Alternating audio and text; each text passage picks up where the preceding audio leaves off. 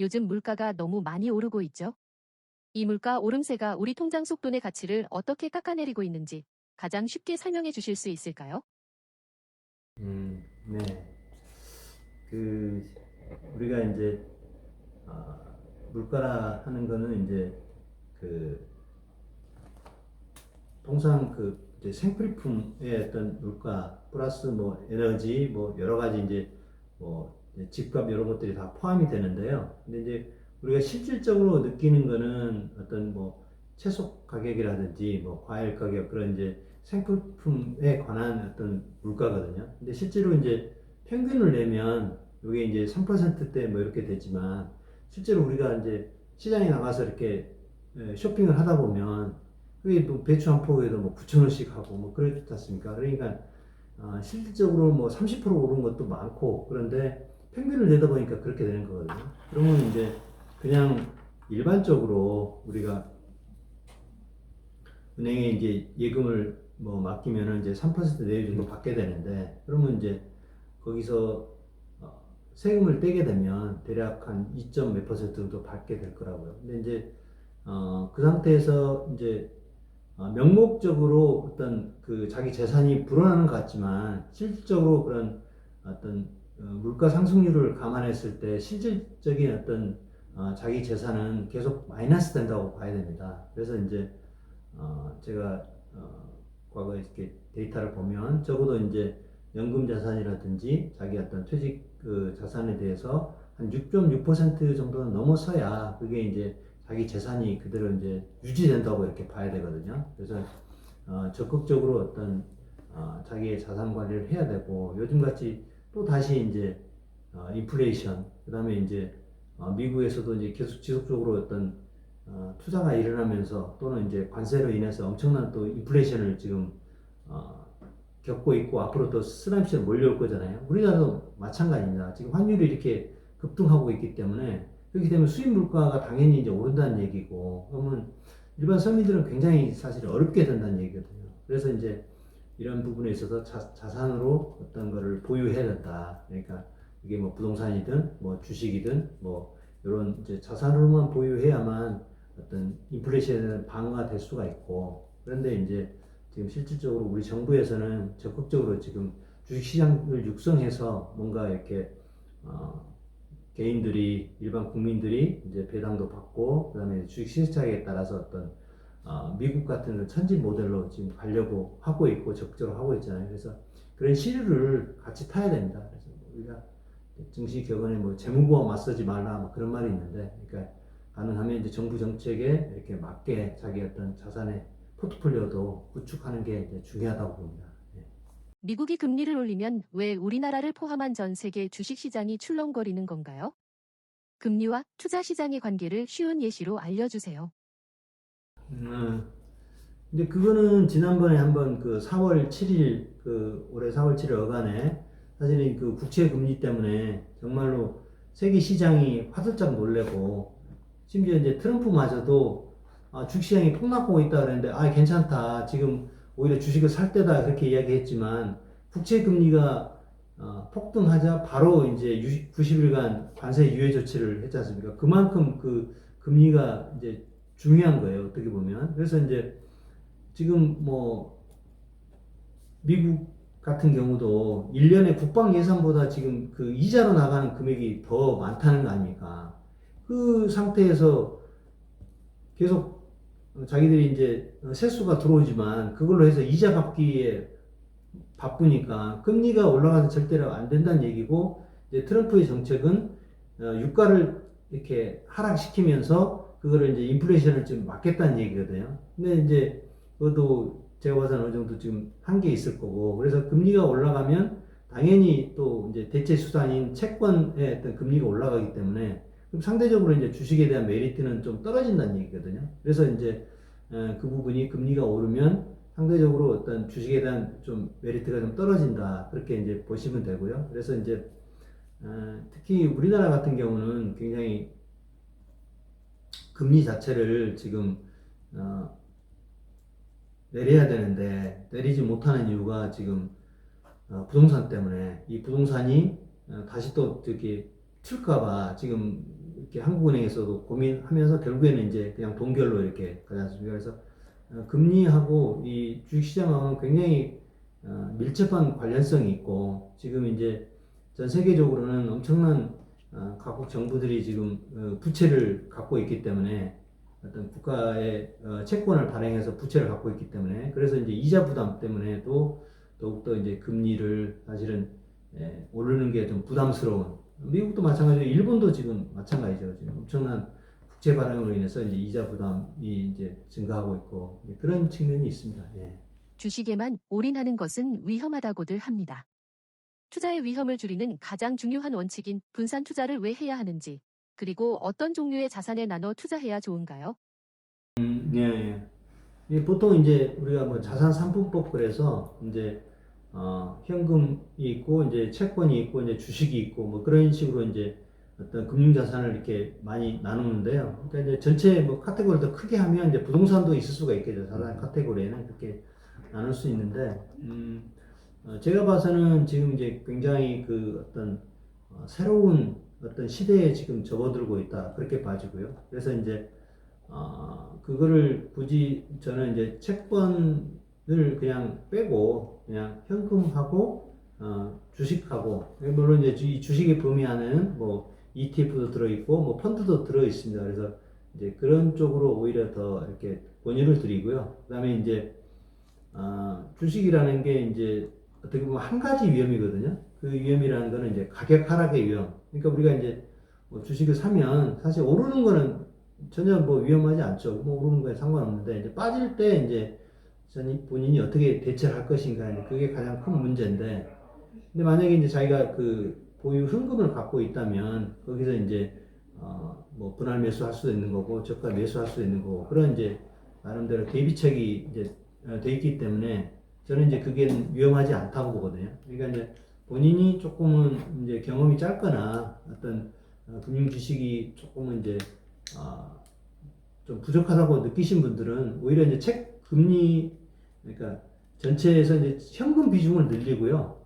그다음에 이제 조금 본인이 좀 이렇게 주식시장에 대해서 잘 아시는 분은 오히려 이제 현금 비중보다는 주식 비중을 좀 높이고 뭐 이런 쪽이 이제 필요하다고 봅니다. 그리고 이제 저는 뭐 국제적인 분산 투자 또 이제 말씀을 드리는데, 그러니까 이제 꼭 뭐 우리나라 요즘에는 이제 뭐 사업 게임 해갖고 이제 지금 미국 시장에도 많이 투자를 하고 있고요. 근데 저 같은 경우는 이제 뭐 인도 시장에도 들어있고 베트남 시장에도 들어있고 그다음에 중국 홍콩 H에도 들어있고 그렇거든요. 그래서 이렇게 이제 많은 분산을 하는 이유가 어떻게 보면 이제 한 국가에 투자를 하게 되면 그게 이제 오롯이 어떤 환율 변동에 대한 위험을 다 이렇게 쓰게 되는데 오히려 이제 뭐 지난번에 이렇게 윤석열 그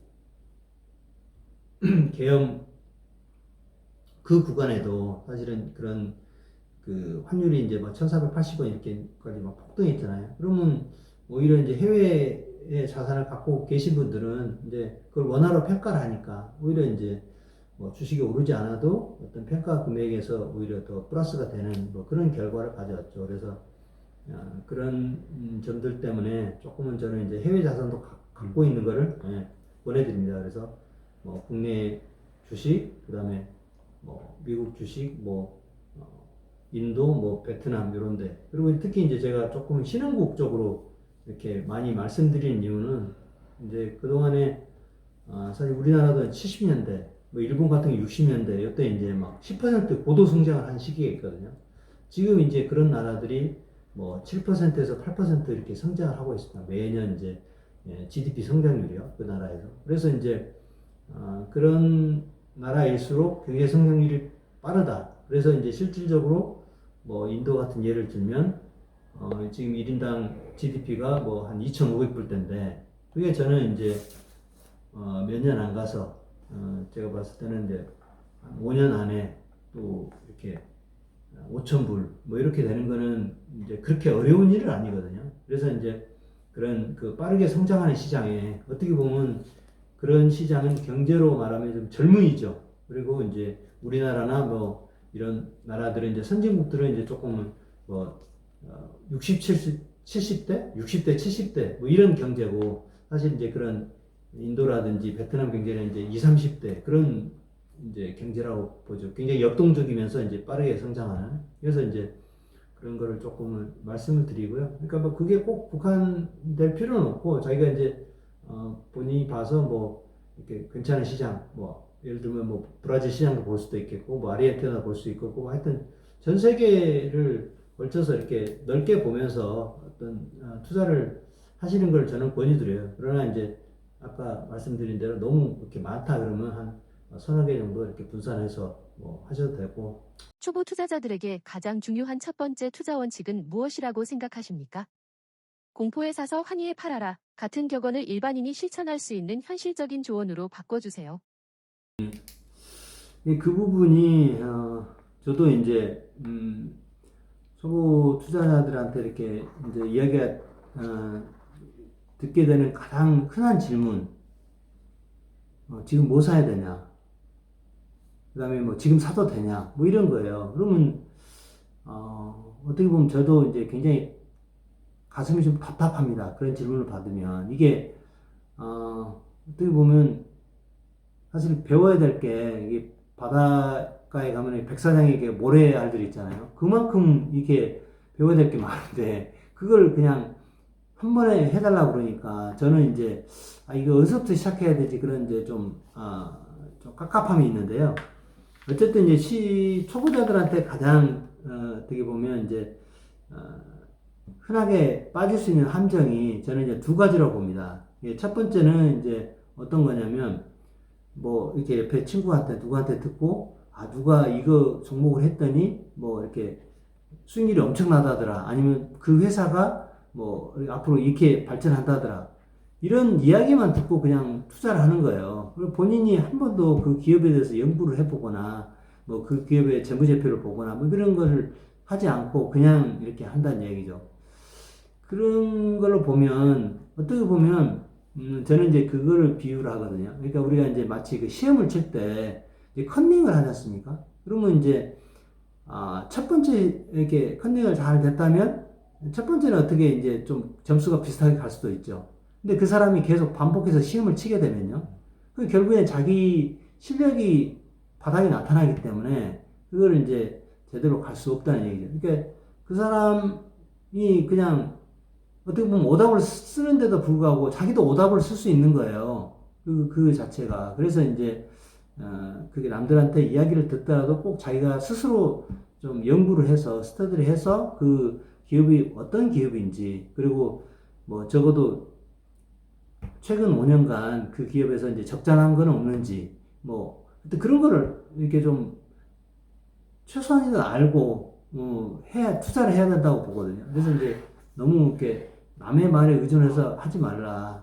근데 제 경험담을 말씀드리면 저는 아예 남 말을 듣고 투자를 안 합니다. 아예 그리고 이제 투자 조언을 해주시는 분도 이제 많이 있는데 제가 이제 뭐 증권회사에 있었고 또 감사실에 있었고 그러기 때문에 이제 주변에서 이렇게 좋은 종목이라고 많이 추천을 해주지만 제가 해보니까 지금까지 4, 5년간 해보니까 그게 수익이 되는 모델이 아닌 거예요. 그럼 저한테 안 맞는 거고, 그러면 그거는 안 해야 맞는 거거든요. 그래서 이제 저는 그냥, 나무말은 배제하고, 제가 스스로 연구해서 하고, 혹시 나무말을 들었더라도 자기가 스스로 이제 공부를 해서 충분히 이제 이렇게 괜찮다고 판단이 들었을 때만 자기의 판단을 합니다. 그래서 꼭 그 점을 하나 말씀드리고요.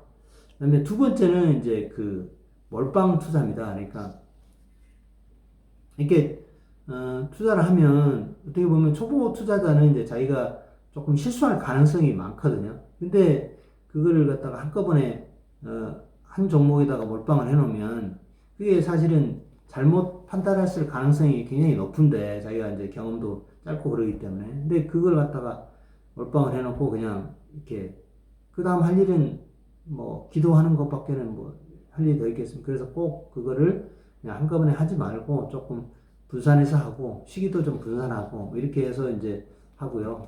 가능하면 저는 이제 좀 그런 자기가 만약에 투자를 한다고 마음먹으면 좀 이렇게 자산도 조금 나눠 가지고 예를 들어서 뭐 한 3분의 1은 이제 정식 뭐 펀드라든지 뭐 ETF 이런 걸로 해보고 나머지 한 3분의 1은 이제 뭐 이렇게 저희가 이제 이렇게 자동 매매 프로그램 뭐 그런 거 나와 있는 거 있거든요. 그 뒤에 이제 제가 말씀을 드릴 텐데 어쨌든 뭐 그런 것도 좀 하고 나머지 3분의 1은 이제 본인이 진짜 해보고 싶은 걸로 이렇게 하셔도 충분히 된다고 봅니다. 그래서 이게 조금은 이제 나눠서 조금 해보시라 몰빵하지 말고 그런 거를 권유드립니다. 요즘 많은 분들이 ETF에 투자합니다.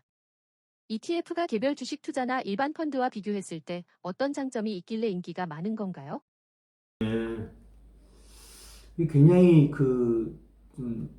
ETF가 장점이 사실은 많죠. 그러니까 이제 ETF도 이제 뒤에 F가 이제 펀드거든요. 그러니까 이제 펀드라는 거는 이제 여러 가지 종목들을 모아가지고 그거를 이제 하나의 어떤 보따리로 만들어서 거기서 이제 이렇게 투자 자금으로 이제 그렇게 여러 가지 종목을 모아서 사는 건데, 근데 그 장점은 뭐냐면 이제 펀드라는 거를 이제 우리가 이제 그 종목에 편입시킨다고 그러거든요. 이게 이제 사서 이제 그 보따리에 넣는데 그 보따리에 들어올 수 있으려면 그 회사가 적어도 이제 3년 이상 이렇게 수익이 나야 됩니다.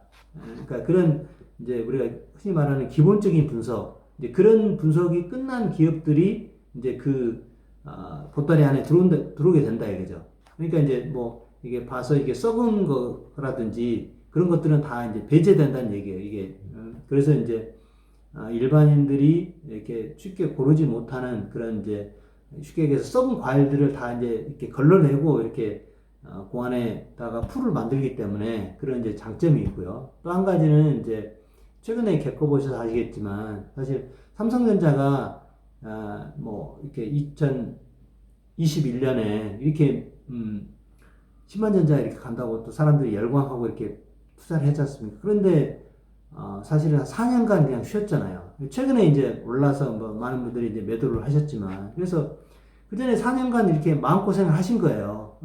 정말로 무량한 우리나라의 그 가장 큰 회사인 삼성전자를 샀는데도 불구하고, 그런데 이제 만약에 ETF를 샀다면, 코덱스 200 ETF를 샀다면, 뭐 조선이나 방산이나 뭐 원자력이나 어떤 게 올라도 어느 정도 이제 그만큼 따라가지 못하지만 어느 정도 기회가 된다는 얘기예요. 그래서 이제 자기는 평균을 이렇게 따라갔었다. 그게 오히려 ETF를 사면서 삼성전자를 사는 것보다, 물론 이제 개별 종목이 훨씬 더 상승률이 클 수도 있지만 반대로 이 시장에서 소외될 수도 있거든요. 그래서 이제 그런 것들을 저는 이제 적극적으로 권유드리고, 요즘에 최근에 이제 지수 관련해서 이렇게 ETF로 가신 분들은 평균은 따라갔지만 실질적으로 지금 이제 이렇게 지수가 뭐 올해 코스피가 이제 69%뭐 70% 오르는 그 와중에도 사실 오르지 못하고 오히려 떨어진 종목도 있고요. 그런 종목들이 지금 50%가 된다는 거 아닙니까? 그거는 뭘 반증하냐면 시장이 굉장히 좁은 제한된 업종이나 종목으로 이렇게 올랐다. 그래서 실제로 이제 뭐 우리가 흔히 알고 있는 뭐 화장품이나 뭐 이런 것들은 굉장히 좀 그야말로 찬바람이 불어서 별 이렇게 재미도 못 보고 이제 엔터주 뭐 그런 것도 그렇고 하여튼 그렇다는 얘기입니다. 그래서 이제 ETF를 하게 되면 이제 그렇게 되고요. 그다음에 이제 종목 많이 아니고 이제 그 업종 그 ETF가 있거든요. 그 업종 ETF는 그래도 이제 이런 그 종합지수로 따라가는 ETF보다는 조금 더 이렇게 좀 세부적인 거기 때문에, 그러니까 예를 들어서 방산 ETF, 뭐 조선 ETF, 뭐 이런 것들은 이제 그 업종에 이렇게 한정돼 있다고 보시면 됩니다. 그래서 조금 더 이렇게 어떻게 보면 좀 위험이 더 있는 거고, 이제 오를 때도 더 이제 오를 수가 있는 거죠. 업종 이제 ETF니까. 그래서 이제 그 점은 고려하셔서 그거를 좀 그냥 한 업종에다가 몰빵을 하지 마시고, 요즘에 이제 많이 회자되고 있는 게 2차 전지 뭐 그런 쪽이잖아요. 지금 막 2차 전지를 자기는 한다고 했는데 뭐 포스코홀딩스, 뭐 에코프로, 뭐 에코프로 BM 이게 분산이 된 건가요? 이거는 그냥 2차 전지를 그냥 하신 거예요. 그러니까 그렇게 하지 마시고 조금 이제 분산해서 조선 ETF가 있으면 뭐 예를 들어서 방산 ETF도 하나 갖고 있고 이렇게 조금 그것도 좀 나눠서 이렇게 하실 거를 권유드립니다. 너무 이렇게 자기가 확신이 들어서 이렇게 해갖고 잘 될 수도 있지만 어떻게 보면 꼭지를 잡을 수도 있는 거잖아요. 그래서 이제 그렇게 하고 조금 이제 지수 ETF 그것도 어떻게 보면 심심하고 좀 재미없을 수도 있지만 우리가 매일 먹는 밥이 그렇게 막 자극적이거나 뭐 그런가요? 그렇지 않잖아요. 그러니까 그렇게 이제 몸에 좋은 음식을 드신다고 생각하고 그런 이제 지수 ETF도 하고 이렇게 조금 분산해서 하실 거를 권유드립니다.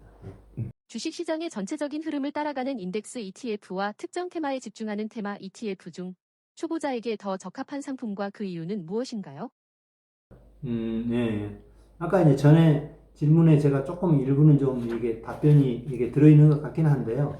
어쨌든 이제 그게 이제 뭐 가장 이제 어떻게 보면 좀 리스크가 큰 게 이제 종목일 거고요. 그 다음에 이제 업종 ETF일 거고, 그 다음에 지수 ETF일 거예요. 그러니까 그거를 좀 적절하게 이렇게 좀 분산해서 뭐 3분할 해가지고 이렇게 하셔도 될 것 같고, 지수 ETF, 그 다음에 이제 업종 ETF, 그 다음에 이제 그냥 개별 종목 이렇게 이제 하셔도 될 것 같고, 어쨌든 그건 이제 본인의 어떤 성향이라든지 그런 부분이 또 많이 좌우하실 거예요. 그러니까 어떤 분들은 그냥 지수는 너무 지루하고 이거 못하겠다. 난 성격상 그냥 변동성이 굉장히 심한 걸 좀 원하고 오히려 이제 그런 단타매매가 자기가 소질이 있다. 그런 분들은 오히려 이제 조금 종목에 대한 비중을 좀 늘려도 되실 거고 뭐 그렇지 않고 나는 그냥 평소에 이렇게 업무가 있고 할 일이 있고 이제 시간이 별로 없는데 그런 분들은 가능하면 이제 좀 지수 쪽으로 이렇게 좀 하시다가 이렇게 해도 될 겁니다. 근데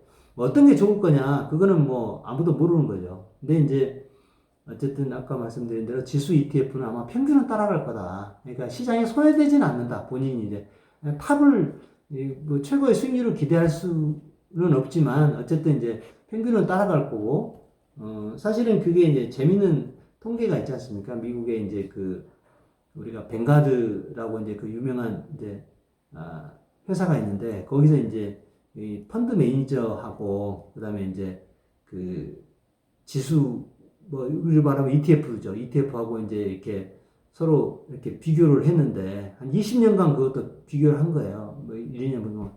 아마 제가 기억하기로는 아마 80%의 펀드 매니저, 그러니까 그 펀드들이 액티브로 운영하는 그 펀드들이 이 지수를 못 따라갔거든요.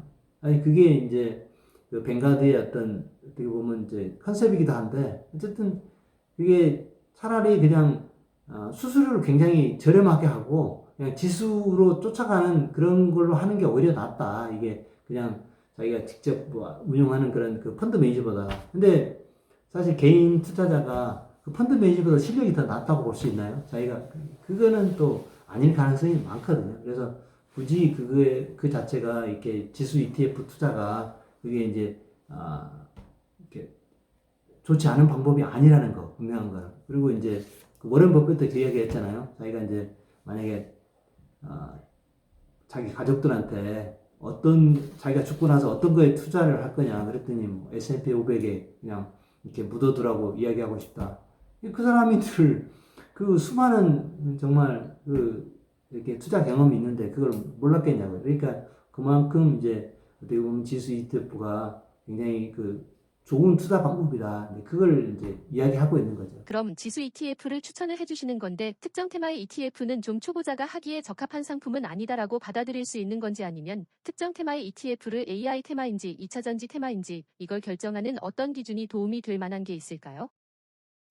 근데 그 부분은 사실 이제 우리나라를 좀 이렇게 좀 특정해서 이야기를 하자면요. 그게 이제 우리나라가 지금 반도체 삼성전자, SK하이닉스가 지금 천조 1천조가 넘었잖아요. 그러면 이제 결국에는 그 전체 시가총액에서 한 3분의 1 정도라고 해당이 될 겁니다. 근데 이제 지금 외국인들이 어떻게 사고 있는 거는 어떻게 보면 삼성전자나 SK하이닉스가 아니고 바이코리아일 수 있거든요. 근데 한국 시장을 이제 사자인데 한국 시장을 살라고 보니까 결국에는 삼성전자나 SK하이닉스를 많이 살 수밖에 없는 거예요. 비중이 그만큼 크기 때문에 걔를 사지 않고서는 그게 지수를 추정할 수가 없는 그런 결과가 오거든요. 그래서 이제 그런 쪽 요즘에 이제 워낙 AI 쪽에 이제 열풍이 불기 때문에 이제 그 부분을 일정 부분 이렇게 매입을 하고요. 본인이 예를 들어서 나는 좀 뭐 예를 들어 국방과 기술원에 근무한다. 뭐 그러면 자기가 이제 방산 ETF를 좀 더 넣을 수 있는 거고 자기가 이제 그런 뭐 아는 사람이 뭐 또는 어떻게 해서 이제 조선업에 대한 어떤 정보를 많이 얻을 수 있다. 그럼 조선에 또 해볼 수 있는 거예요. 그러니까 그거를 이제 조금 비율을 이렇게 뭐 예를 들어서 20%냐 뭐 30%냐 이렇게 조정을 하라는 얘기지 그걸 뭐 그렇게 하지 않습니다. 그러니까 개별 종목보다는 사실은 뭐 한오션이나 아니면 뭐 HD 현대조선을 그냥 개별 종목을 사는 것보다는 오히려 이제 업종 ETF가 훨씬 더 분산되어 있기 때문에 더 안정적일 거예요, 사실은. 그러니까 그런 점을 이제 갖고 계시다는 걸 알고 어쨌든 이제 본인이 더 잘 알면 그 비중을 좀 더 늘리셔도 된다. 대신에 이제 본인이 이건 정말 너무 난 아무것도 모르는 생짜다. 그러면은 오히려 좀 지수 쪽을 좀 많이 가져가고 그다음에 이제 업종 ETF, 그다음에 종목 이런 식으로 그렇게 하시는 얘기입니다. 연금 저축이나 IRP 같은 세금 혜택을 주는 상품들이 있습니다. 이 상품들을 지금부터 준비해야 하는 가장 큰 이유는 무엇이며 세금 혜택을 받는 것이 투자 수익률에 얼마나 큰 도움이 되나요? 그 부분이 저는 이제 그 예를 들어서 이제 설명을 드리자면 이제 워런 버핏이 지금 이제 수백 조의 재산을 갖고 있는데 그게 사실은 그 만으로 해서 60세 그 이후에 그 형성된 재산이 95%라는 얘기예요.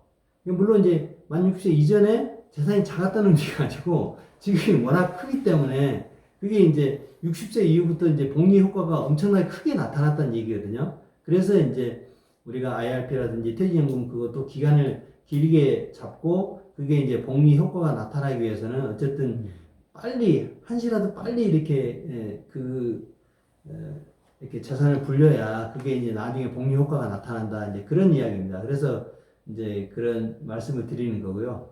이게 우리가 정말로 그 불가사의하게 이렇게 재산이 이제 많이 늘어난 이유가 사실은 한 2% 그러니까 자기가 이제 은퇴했을 때 그 자기 자산이 이제 뭐 예를 들어 7억이 있고 그거를 이제 만약에 그 매달 이제 생활비를 이렇게 이제 거기서 이제 번다고 이렇게 가정을 했을 경우에 그러면 예를 들어서 그게 4%로 이렇게 재산을 불릴 때하고 그다음에 6%로 불릴 때하고 그게 얼마 정도 이렇게 차이가 날 것 같습니까? 실제로 이제 그걸 계산을 해보면요, 한 2% 정도의 그 차이는 실제로 그 원금에서는 한 5억 정도 된다고 합니다. 그러니까 본인이 이제 예를 들어서 11억에서 이렇게 4%로 굴리는 거하고 그다음에 이제 그 7억을 가지고 6%를 굴리는 거하고 이제 거의 이렇게 비슷하게 된다는 얘기죠. 그러니까 그런 그 자산 수익률의 1% 차이가 그게 엄청난 크기로 이렇게 벌어지거든요. 그래서 이제 그런 금융 지식이 정말로 이거는 돈이 되는 어떤 그 지식이다. 그 부분이. 그러니까 결코 1%가 작지 않고 그게 만약에 이제 누적적으로 이렇게 됐을 때는 사실 엄청난 이게 결과가 오거든요. 그러니까 워런 버핏 같은 경우도 제가 알기로 연평균 수익률이 20.9%가 그럴 거예요. 지금까지. 근데 정말 그것도 정말 다른 사람한테는 전무후무한 기록이고 정말로 그 전설적인 어떤 수익률. 그게 그냥 우리가 잘 모르는 사람 봤을 때 20%면 그냥 주식시장에서 웬만큼 좀 잘 투자하면 되는 거 아니야 그런 게 생각할 수 있는데요. 그게 이제 중요한 거는 40년, 60년을 계속 그렇게 했다는 게 중요한 겁니다. 그게 한 번도 후퇴하지 않고 갔다는 게 굉장히 중요하거든요. 그래서 이제 그 부분이 그 중간에 이렇게 이제 후퇴하지 않는 게 중요하다. 그래서 이제 만약에 뭐 20년을 투자한다고 그랬을 때 한 번도 자기가 이제 마이너스 되지 않고 그냥 쭉 갔을 때 그 금액하고 뭐 중간에 10년 차에 이제 마이너스 10%될 때하고 그 만기 됐을 때 이렇게 금액을 비교해 보면 약 2배 정도 이렇게 차이가 나거든요. 어쨌든 이제 그런 거 이제 자세한 데이터는 저기 보여드릴 수 있는데 어쨌든 이제 그렇다는 얘기입니다. 그래서 그런 자기 재산을 IRP라든지 그런 쪽에 있어서 이제 아무래도 세제 혜택이 주어지기 때문에 그거는 이제 또 이렇게 복리 계산할 때 어쨌든 그 부분이 세금으로 떨어지지 않고 다시 이제 재투자되는 그런 효과이기 때문에 그걸 이제 이연 효과라 그러는데 세금이 이제 다시 원금에 포함돼서 이렇게 돌리는 효과, 그 다음에 이제 만기에 가서 이제 저율의 어떤 세금을 떼기 때문에 하여튼 그런 효과 때문에 이제 좀 일찍 투자해야 되고, 그 다음에 이제 그런 세금 혜택을 받아야 되고, 이제 단 1%, 2%의 그 수익률을 결코 가볍게 보지 마라. 부동산 말고도 우리가 관심을 가질 만한 새로운 투자 기회나 성장 가능성이 큰 분야가 있다면 무엇이라고 보십니까? 네, 그 부분이 물론 이제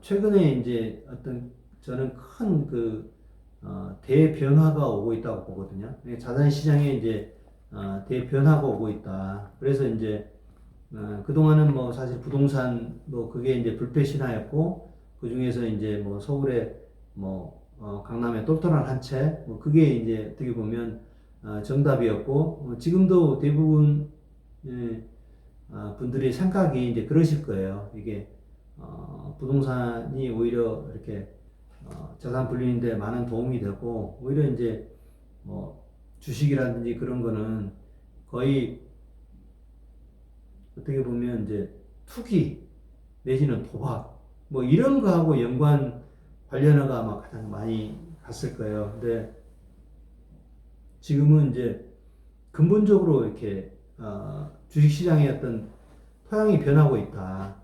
그래서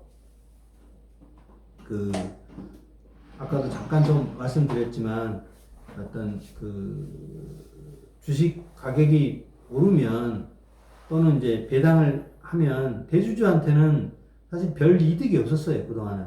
어떻게 보면 괜히 주식 가격이 오르면 상속세만 더 늘어나고 증여세만 더 늘어나고, 배당을 해주면 오히려 세금만 자기가 이제 50%를 이렇게 내야 되기 때문에, 그래서 이제 그런 점들을 사실은 대주주의 어떤 이해와 그다음에 이제 일반 소액주주의 어떤 이해가 사실은 같지 않았던 거죠. 같은 방향이 아니었던 겁니다. 그래서 이제 사실은 뭐 특별하게 주식에 대해서 이렇게 배당을 할 이유도 없었고, 그러다 보니까 이제 저평가되고, 그러다 보니까 이제 해외 뭐 서학개미 미국으로 간다. 미국은 뭐 적극적으로 어떤 주주 배당뿐만 아니고 뭐 자사주 소각도 하고 뭐 그렇게 돼서 계속 주주 가치를 위해서 노력을 하고 있거든요. 근데 우리나라는 이제 그런 게 없다 보니까 사실은 굉장히 주식시장이 낙후돼 있고, 거기다가 또 한술 더 떠서 요즘에는 이제 수사가 되고 있지만 도이치모터스 그런 아주 악질적인 어떤 주가 조작 사건 이런 거가 같이 연루되다 보니까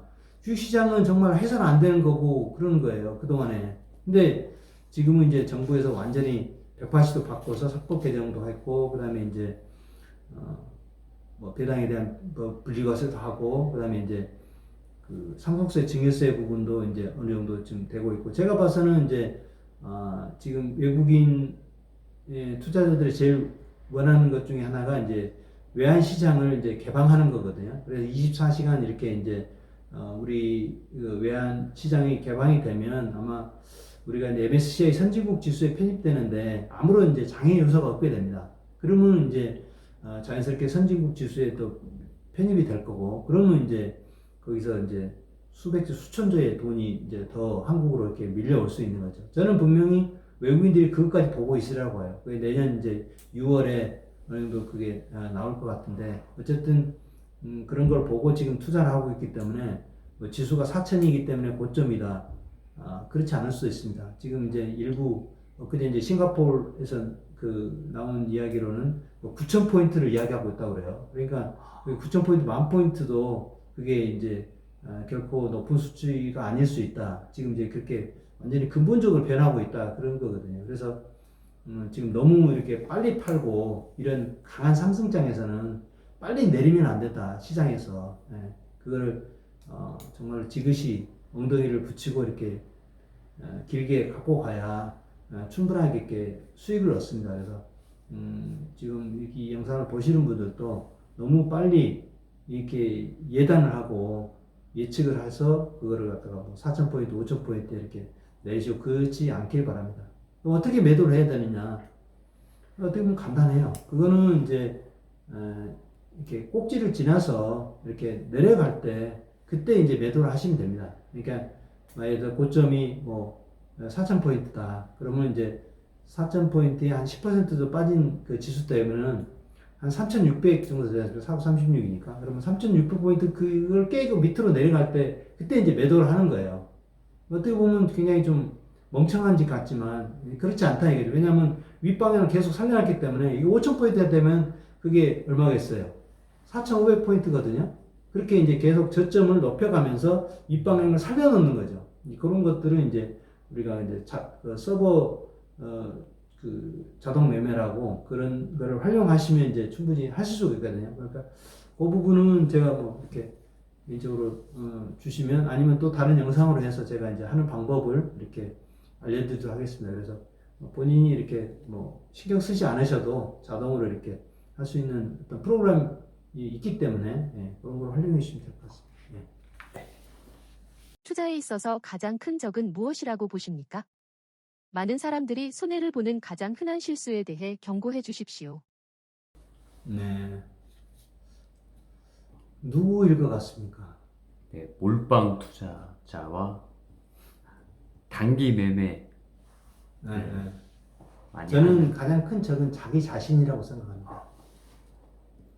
그러니까 어떻게 보면 이 주식을 권유한 친구 또는 뭐 이렇게 핑계를 대거든요. 다른 뭐 어떤 유튜브에 어떤 유명한 그 사람이 이 주식 좋다고 추천해서 샀는데 이거 빠졌다. 저놈 믿을 만한 놈 못 된다. 저거 사기꾼이다. 이런 이야기 하시거든요. 근데 사실 그거는 저는 그분이 조금 근본적인 어떤 학습이 좀 덜 돼 있다고 보는 거예요. 그러니까 투자라는 거는 어쨌든 자기 어떤 계산과 책임 하에서 이제 하는 거거든요. 근데 너무 그거를 이제 상대방에 의존해서 아까 같이 이제 시험에서 컨닝을 하듯이 그렇게 하시는 거는 결국에 이제 바닥을 드러야 된다는 얘기입니다. 그래서 그렇게 하지 마시고 어쨌든 이제 본인이 그 기업에 대해서 충분히 분석을 해서 이렇게 하실 걸 권유드리고요.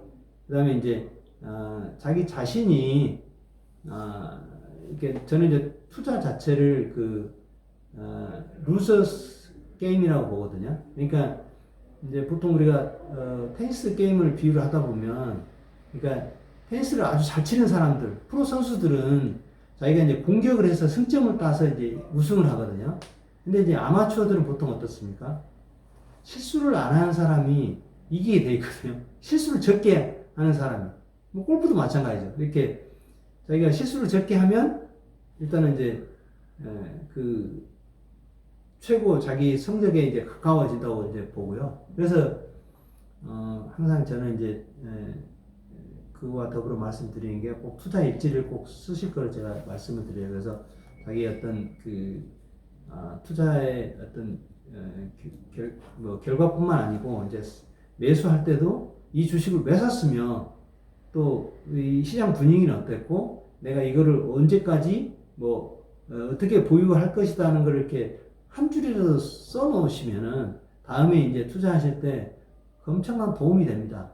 특히 이제 지난번처럼 뭐 코로나 사태라든지 아니면 뭐 트럼프의 관세 전쟁 이런 부분도 어떤 그런 것들을 기록에 남겨놓으면 본인이 이제 쭉 이렇게 데이터가 쌓이면서 나름대로 그게 이제 자기 어떤 지식이 되는 거거든요. 그래서 그 한 매매 한 번 그런 게 중요한 게 아니고 그걸 통해서 자기가 계속 발전할 수 있어야 됩니다. 중요한 거는 투자라는 거는 자기가 이제 그런 시행착오를 겪으면서 계속 이렇게 발전할 수밖에 없는 그런 이제 구조거든요. 그러니까 자기가 공부를 하죠. 공부를 했으면 이제 투자를 하고 실행을 하고 거기서 다시 이제 피드백을 하고 그 방향이 계속 반복되는 거예요. 그게 이제 긍정적인 방향으로 계속 가기 위해서는 자기가 이제 항상 바둑에서 복기를 두듯이 마찬가지로 이제 투자일지를 써서 본인이 이제 오늘 이번 매매에는 어떤 게 좀 부족했구나, 아쉬웠구나, 그걸 이제 이렇게 분석을 해보고 다시 이제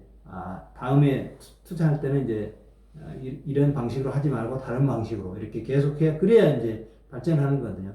똑같은 행동을 똑같이 반복하고 있으면 그게 10년 투자하든 20년 투자하든 그걸 계속 반복하고 있는 거지 그게 발전이 되고 있는 게 아닙니다. 그러니까 자기가 투자를 뭐 3년, 5년 이렇게 투자했는데 계속 마이너스가 되고 있다. 그거는 다시 근본적인 부분부터 다시 따져봐야 되는 거예요. 예. 그건 제가 이제 늘 하여튼 그 투자 일지 이거는 이게 하나에 1,000원밖에 안 합니다. 사실은. 근데 그 자체를 어려운 건 알아요. 저도 이제 다른 사람한테 권유를 해보니까 100명 권유하면 한두 사람 쓰실까 그렇더라고요. 정말 어려운 건 아는데, 그러니까 꼭 이 형태가 아니셔도 됩니다. 저희가 이제 뭐 컴퓨터에다가 그 엑셀에다가 정리하셔도 되고요. 어떤 형태든 상관없는데 어쨌든 이런 게 자기 어떤 투자 일지를 써보시라는 거, 예, 그거를 말씀드립니다. 예. 마지막으로 지금 막 투자를 시작하려는 일반인에게 이것 하나만은 꼭 기억하십시오 라고 말씀해주고 싶은 조언이 있다면 무엇인가요? 그러니까 이제 아까 제가 뭐 투자자에 있어서 가장 큰 적이 뭐냐 그러니까 자기 자신이라고 그랬잖아요. 그러니까 자기 자신의 어떤 위치를 이렇게 좀 잘 이렇게 보고 깨달으셨으면 하는 게 이제 그겁니다. 그러니까 지금 자기가 만약에 예를 들어서 뭐 1,000만 원을 갖고 이제 투자를 시작한다. 그러면 자기를 상대한 사람은 어떤 사람일까요? 그러니까 기관 투자자도 있고 외국인 투자자도 있는데 정말 이 사람들은 뭐 한 달에 저기 뭐 이렇게 1,500만원씩 주고 이제 블룸버그 그 단말기도 이렇게 들을 거고요. 그 여러 가지 뭐 이렇게 증권사 또는 뭐 리서치 센터에서 이렇게 또 리포트도 받을 거고 브리핑도 받을 거고 뭐 수많은 정보를 이렇게 받게 될 겁니다. 본인은 뭘 갖고 있나요? 결국엔 자기가 군대를 비하면 소총 한 자루 딱 쥐고 있는 거예요. 자기 상대방이 지금 공중경보부터 시작해서 각종 그 뭐 야포, 뭐 탱크, 뭐 이거 다 갖고 있는 거예요. 상대방은 그 자체를 망각하고 이게 뭐 투자 초심자 행위라 투자를 해보니까 이게 성공한다. 그러니까 내가 이게 자질이 있는 거 아닌가? 그렇게 이제 착각을 하실 수가 있고 그렇다는 얘기죠. 그래서 늘 자기가 있는 처지를 한번 생각을 해보시고 이게 우리가 이제 뭐 적을 알고 나를 알면 이제 100번 싸워서 100번 위태롭지 않다 그 이야기가 있지 않습니까? 그러니까 이제 승리하는 게 아니고 중요한 건 위태롭지 않다예요. 그러니까 그 이야기는 어떤 이야기냐면 제가 이제 이렇게 투자를 하면서 단돈 0.1%라도 단돈 100원이라도 이게 계속 자기가 수익을 내고 있다면 굉장히 긍정적인 방향으로 가고 있는 겁니다. 그게 이제 크기가 중요하지 않아요. 어떻게 보면 누적적으로 계속 가고 있으면 어느 순간에는 그게 이제 탄력이 붙거든요. 근데 자기가 계속적으로 지금 뭐 5년간 투자했는데 마이너스를 내고 있다. 그러면 그거는 이제 뭔가 반성을 하고 거기서 뭔가 이렇게 이제 방법을 바꿔야 된다는 얘기입니다. 그래서 항상 그 점을 제가 말씀을 드리고 싶고요. 어쨌든 이제 모두에도 말씀드렸지만 투자는 자기가 하는 겁니다. 정말로 그 뭐 자기 그러니까 부모님, 자기 형제들 그 말도 어떻게 보면 믿지 마세요. 어떻게 그게 그 사람이 악의가 아니고 선의로 해준 말일 수 있어요. 근데 그게 아닐 수 있잖아요. 그러니까 그 자체를 꼭 자기가 이렇게 검증을 하고 충분히 연구를 해서 꼭 하시라. 그래서 어떤 특정인을 뭐 유튜브에 나온 유명인을 이렇게 나쁘다고 말하는 사람이 있어요. 그 사람은 제가 봐서는 그 사람의 의견일 뿐이고요. 그거는 자기가 받아들이고 안 받아들이고 자기가 이제 하는 거 아닙니까? 그러니까 꼭 그 점을 말씀드리고 모든 거를 이렇게 좀 어떻게 보면 낙관적으로 바라보되 좀 이렇게 의심을 해봐라. 어떤 이야기도 자기가 철저하게 이제 검증을 한 다음에 이렇게 투자를 해야 된다.